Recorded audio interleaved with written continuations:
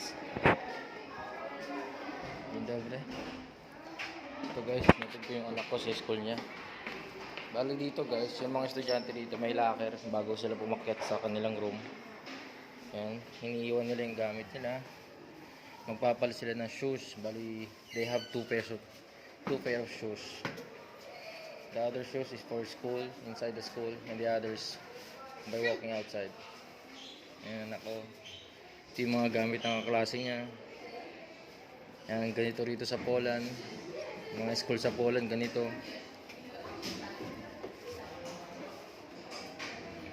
Kailangan nila magpalit. Ayan. Palit na siya.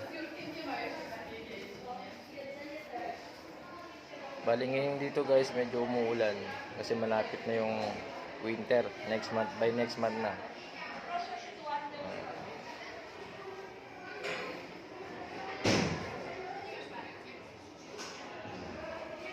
Ayan. Ito yung school nila dito.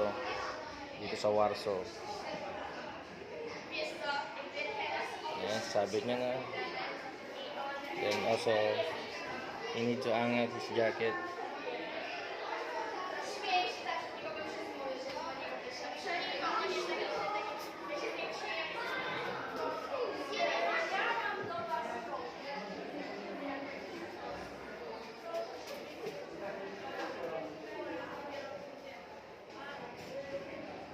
Okay, make it pass.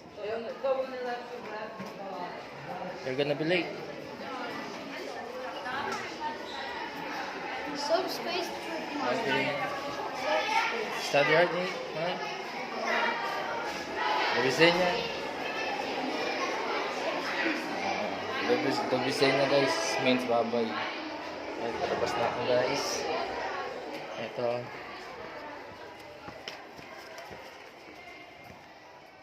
Ito ako guys, oh.